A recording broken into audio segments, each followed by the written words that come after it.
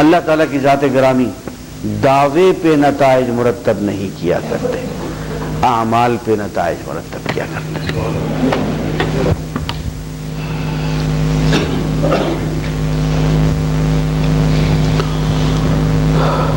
بسم اللہ الرحمن الرحیم۔ قرآن مجید میں چند کردار ہیں جو بار بار بیان ہوئے ہیں۔ ایک کردار فرعون کا ہے، ایک حامان کا ہے، ایک قارون کا ہے، اور ایک آزر کا ہے یا سامری کا ہے۔ فرعون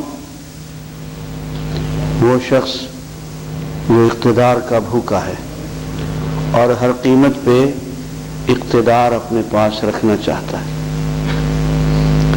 حامان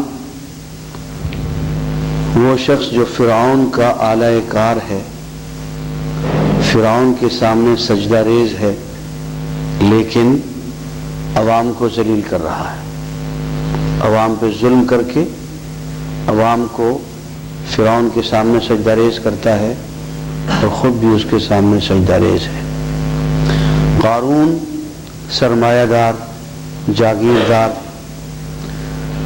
جو عوام کا خون نچوڑتا ہے، خون چوستا ہے، اور فرعون کو بھی اور حامان کو بھی خدمت دیتا بھی ہے اور ان کو استعمال بھی کرتا ہے عوام پہ ظلم کرنے کے لیے۔ یہ تین تو وہ ہیں جو اقتدار میں ہیں، فرعون بھی، حامان بھی، قارون بھی۔ تیسرا چوتھا جو ہے سامری یا آزر، یہ مذہبی پیشوا ہے، یہ جھوٹے مذہب کا نمائندہ ہے جو کہ وقت کے نمرود کا یا وقت کے فرعون کا کارندہ ہے، اور شعبدے بازیوں کے ذریعے سے، اپنی خطابت کے ذریعے سے، اپنی کیا کہنا چاہیے جھوٹی کرامات کے ذریعے سے وہ عوام کو اپنے قابو میں لے لیتا ہے۔ وہ گوشالہ بنا لے، بچھڑا بنا لے، لیکن کوئی طریقے وہ بت گھڑ لے آزر کی طرح، لیکن وہ سجدہ ریز فرعون کے سامنے ہے، نمرود کے سامنے ہے، اعلی کار وہ حامان اور قارون کا ہے، لیکن نام وہ اللہ کا لیتا ہے، بھگوان کا لیتا ہے، بتوں کا لیتا ہے، مذہب کا لیتا ہے۔ یہ چار بڑے بڑے کردار ہیں جن کا قرآن مجید میں مختلف پیرایوں میں، مختلف انداز میں ذکر کیا گیا ہے۔ سامری کا ذکر جو ہے وہ بڑے سخت انداز میں کیا گیا ہے، اور اس کو جو سزا دی گئی ہے وہ یہ ہے لامساس، کہ لوگوں میرے قریب نہ آؤ۔ حضرت موسیٰ علیہ السلام نے اس کو جو سزا دلوائی وہ یہ تھی کہ اگر لوگ اس کے پاس جاتے تو اس کو الجھن ہوتی تھی، اس کو تکلیف ہوتی تھی، وہ پریشان ہوتا تھا، وہ کہتا تھا مجھے ہاتھ نہ لگاؤ، میرے قریب نہ آؤ۔ یہ سزا اس لیے دی گئی کہ اس نے وہ جو ڈھونگ رچایا تھا بچڑے کا، گوسالے کا، اس کو اس نے جھوٹا خدا بنایا تھا، وہ لوگوں کو اکٹھا کرنے کے لیے تھا، لوگوں میں پیشوا بننے کے لیے تھا۔ اس کو سزا دے دی گئی کہ اب وہ لوگوں کو دیکھتے ہی وہ بھاگتا تھا۔ یہاں ایک اہم بات میں آپ کی خدمت میں عرض کرنا چاہتا ہوں، وہ یہ ہے کہ اللہ کا نبی جب دین کی دعوت دیتا ہے تو وہ ہر قیمت پہ لوگوں میں اتحاد قائم رکھتا ہے، وہ قوم کے دو ٹکڑے نہیں ہونے دیتا۔ سامری نے بدماشی کی، اس نے بچڑا بنایا اور لوگوں کو اس طرف متوجہ کر دیا۔ حضرت موسیٰ علیہ السلام دیکھ کے گئے تھے، حضرت ہارون کو اپنی عمارت دے کے گئے، چارج دے کے گئے، اپنا جانشین بنا کے گئے۔ اب جب دیکھا کہ سامری نے یہ تماشا کر دیا ہے، تو حضرت ہارون نے سمجھایا کوئی شرک ہے، یہ دین کے خلاف ہے، توحید کے خلاف ہے. لیکن ہارون علیہ الصلوۃ والسلام نے سامری کے خلاف اور سامری کے ماننے والوں کے خلاف ایسی کوئی کارروائی نہیں کی کہ جس سے قوم دو حصوں میں ٹکڑے ہو جاتی. بہت اہم بات ہے. نتیجہ یہ ہوا کہ حضرت موسیٰ جب آئے انہوں نے آ کے پٹائی شروع کر دی حضرت ہارون کی کہ میں تمہیں اسی لیے چھوڑ گیا تھا کہ میرے بعد تم بچڑے کی پرستش کروا دو، کیا کرتے رہے ہو میرے بعد تم. تو حضرت ہارون کا جو جواب ہے اس موقع پہ وہ بہت ہی عبرت آموز ہے. کہتے ہیں کہ میرے بھائی کے، میری ماں کے بیٹے، میرے بھائی، مجھے بالوں سے نہ پکڑ، سر سے نہ پکڑ، مجھے داڑھی سے نہ پکڑ، لوگوں کے سامنے مجھے ذلیل و رسوا نہ کر. میں نے اس کے خلاف کارروائی صرف اس لیے نہیں کی کہ ان تقولا، کہ تو ہی آ کے مجھے کہتا فرقت بین بنی اسرائیل، کہ تو نے بنی اسرائیل کو فرقہ فرقہ کر دیا، ٹکڑے ٹکڑے کر دیا. اب دیکھیں عزیزوں کہ اللہ کا ایک نبی گوسالہ پرستی کو، بچڑے کی پوجا کو برداشت کرتا ہے، فرقہ پرستی کو برداشت نہیں کرتا. باقی باتیں بعد میں کریں. قرآن مجید ایک سوال اٹھاتا ہے اہل ایمان کا اور مشرکین کا موازنہ کرتا ہے اور پھر پوچھتا ہے فَأَيُّ الْفَرِيقَيْنِ أَحَقُّ بِالْأَمْنِ، ان دونوں فریقوں میں سے کون سا فریق ایسا ہے جو امن کا حقدار ہے.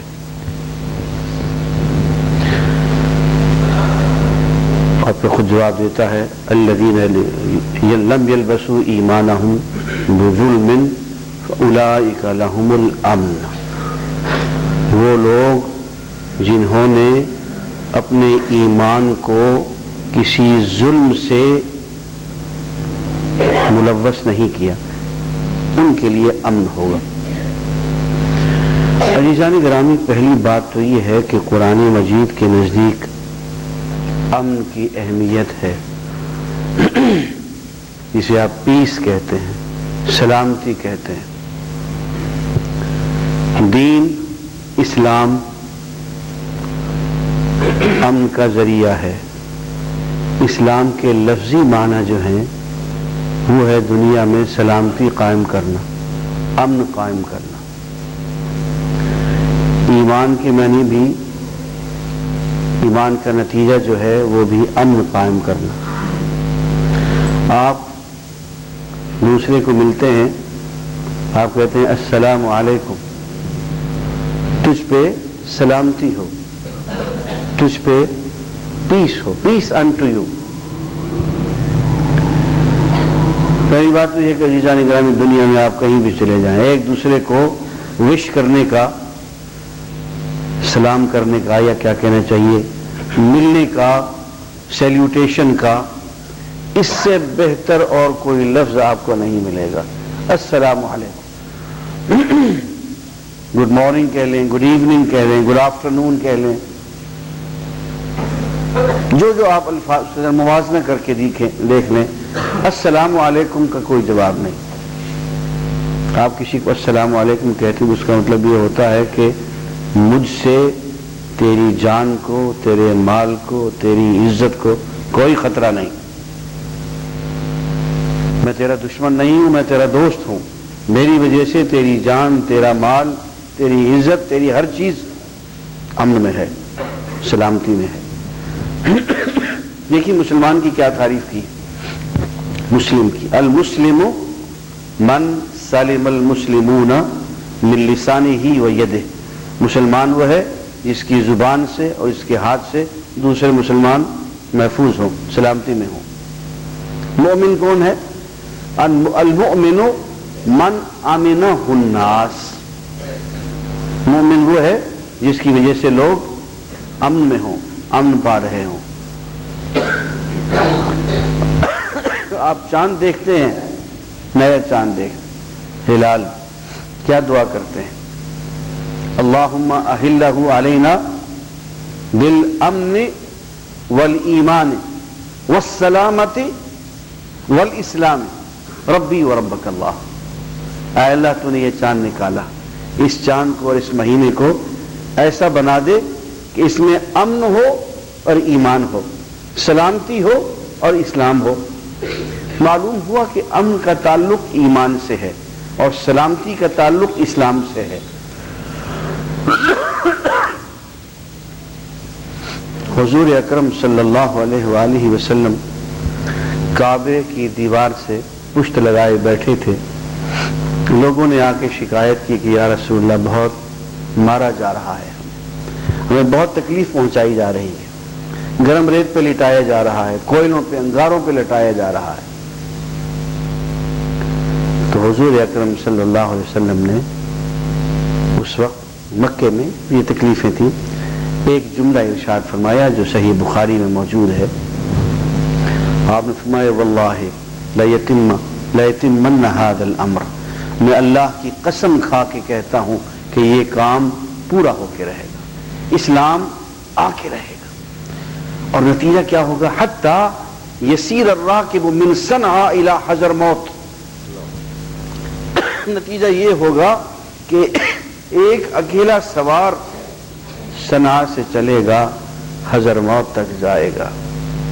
وَلَن يَخْشَىٰ أَحَدًا إِلَّا اللَّهُ وَلَكِنَّكُمْ تَسْتَعْجِلُونَ۔ اکیلا سوار، کیونکہ یہ وہ علاقے تھے جہاں سے سوار تو کیا قبیلے اور کیا کہنے قافلے وہ نہیں خیریت سے گزر سکتے تھے۔ حضرموت گئے اور وہاں موت آئی، لوگ لوٹ لیتے تھے۔ فرمایا اکیلا سوار چلے گا صنعاء سے حضرموت تک، اور سوائے اللہ کے کسی کا ڈر نہیں ہوگا۔ یہ اسلام کا اثر ہے۔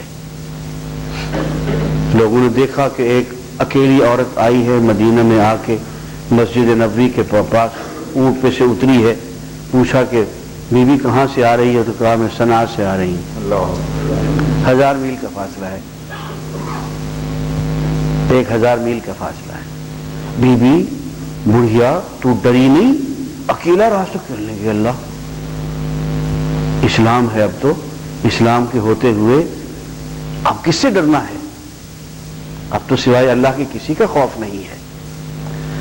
تو اسلام جو ہے وہ سلامتی لاتا ہے، ایمان جو ہے وہ امن لاتا ہے۔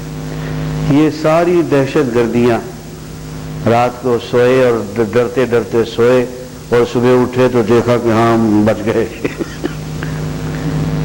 گھر کو بھی کسی نے نہیں توڑا، کسی نے لوہے کی گرل کو بھی نہیں کاٹا، شیشے بھی نہیں توڑے، فائر بھی ہم پہ نہیں ہوا۔ اے اللہ تیرا شکر۔ زندگی گزارنے کا یہ طریقہ، یہ اسلام کا طریقہ نہیں ہے، یہ مسلمانوں کا بھی طریقہ نہیں ہے، یہ اہل ایمان کا طریقہ بھی نہیں ہے۔ پتہ چلتا ہے کہ امن اگر چھن گیا ہے تو کوئی بہت بڑا جھول آ گیا ہے ہمارے یہاں۔ اگر ایمان ہوتا تو امن بھی ہوتا، اگر اسلام ہوتا تو سلامتی بھی ہوتی۔ یہ 50 برس گزر گئے، نہ اسلام ہم لا سکے، نہ ایمان لا سکے، نہ امن لا سکے، اور اپنے گھر میں بیٹھے ہم ڈر رہے ہیں۔ قرآن کہتا ہے کہ وہ لوگ الذین لم یلبسوا ایمانہم بظلم، جنہوں نے اپنے ایمان کو کسی ظلم سے ملوث نہیں کیا، اور سب سے بڑا ظلم شرک ہے دوستو۔ اللہ کی عبادت میں کسی اور کو شریک ٹھہرا لینا، استعانت میں کسی اور کو شریک، سب سے بڑا ظلم یہ ہے۔ ہر ظلم اپنی جگہ پہ ظلم ہے، لیکن سب سے بڑا ظلم یہ ہے کہ اللہ کی عبادت اور استعانت میں غیروں کو شریک ٹھہرایا جائے، اور ہم اس کے مرتکب ہوئے ہیں۔ اور اس کا نتیجہ یہ ہے کہ اب ہمارے ہاں دہشت گردی ہے، مار دھاڑ ہے، دن دہاڑے ڈاکے ہیں، چوریاں ہیں، امن نہیں ہے، سلامتی نہیں ہے۔ یعنی میں تو اب بھی حیران ہوتا ہوں، ہم مہینے بھر کے لیے چلے جاتے تھے، کیا کہتے ہیں، مکہ مکرمہ میں، مدینہ منورہ میں، حفوف میں رہتے تھے، اور دروازے کو بند کر کے چلے جاتے تھے، لاک کرنے کی کبھی ضرورت محسوس نہیں ہوئی۔ یہ جو آٹومیٹک کنڈی لگ جاتی